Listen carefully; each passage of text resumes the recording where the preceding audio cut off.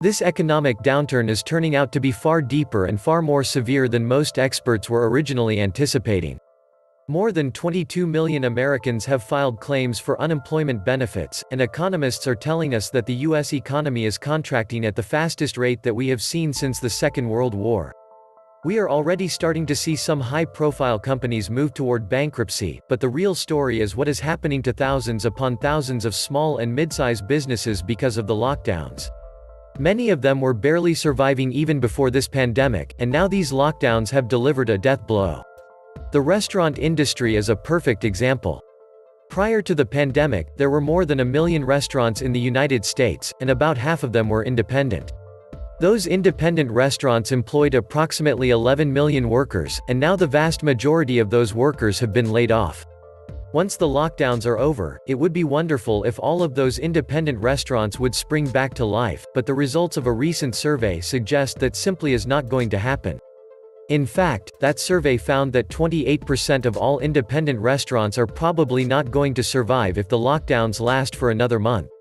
A survey released Thursday by the James Beard Association found independent restaurants laid off 91% of their hourly employees and nearly 70% of salaried employees as of April 13, double-digit increases in both categories since March. The poll of 1,400 small and independent restaurants found 38% have closed temporarily or permanently, and 77% have seen their sales drop in half or worse. Perhaps most troubling, 28% of restaurants said they don't believe they can survive another month of closure, and only 1 out of 5 are certain they can sustain their businesses until normal operations can resume. 28% of 500,000 is 140,000, and so if these lockdowns are not lifted soon, we could be facing a scenario as which tens of thousands of independent restaurants are lost forever. Of course, a lot of restaurants that do reopen will face a really tough struggle because fear of the coronavirus is going to keep customers away for the foreseeable future. So even if all of the lockdowns were lifted tomorrow, the restaurant industry would still not fully recover. Sadly, the same could be said for the fitness industry. In fact, we just learned that one of the biggest fitness chains in the nation is getting ready to file for bankruptcy. Gym chain 24 Hour Fitness is working with advisors at investment bank Lazard and law firm Weil, Gotshal and Manges to weigh options including a bankruptcy that could come as soon as the next few months, people familiar with the matter tell CNBC.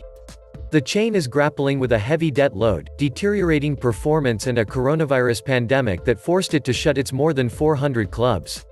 Yes, a certain segment of the population is quite eager to resume all of their normal pre-pandemic activities, but even a 20 or 30% drop-off in revenue will be fatal for many gyms.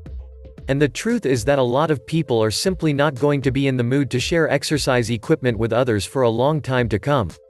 The entertainment, tourism and retail industries have also been hit extremely hard by this pandemic.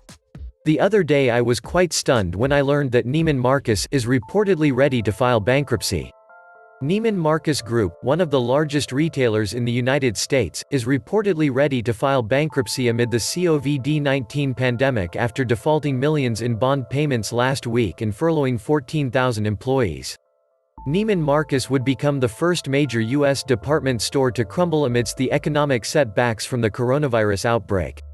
No, things are definitely not going to be returning to normal in America, and there will be a lot more big corporate names among the victims in the days to come.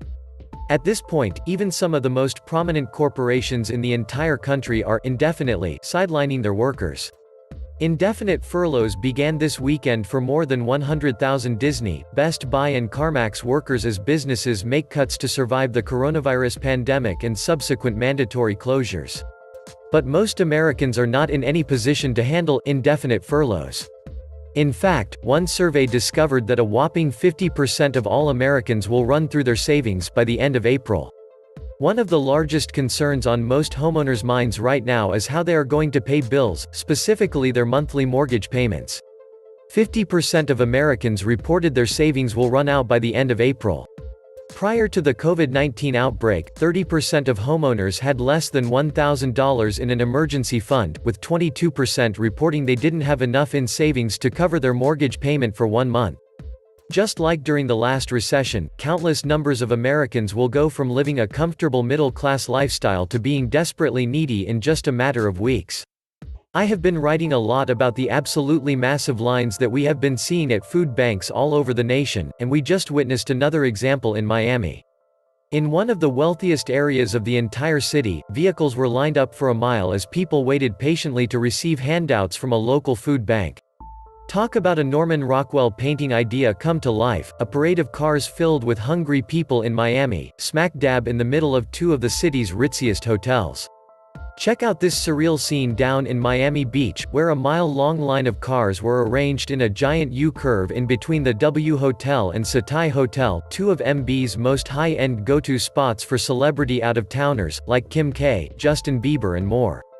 You can see photos from that event right here, and if you look closely you will see that some of those vehicles are quite nice. As I have warned so many times over the years, if you don't have any sort of a financial cushion you can suddenly find yourself in a whole lot of trouble when disaster finally strikes. Unfortunately, we have now entered a time when there will be one crisis after another, and every new crisis will significantly escalate our woes. For a very long time, there have been very loud warnings that our debt-fueled economic bubble would burst, and now it has happened. The road ahead is going to be filled with immense pain, and most Americans are not going to be able to handle it.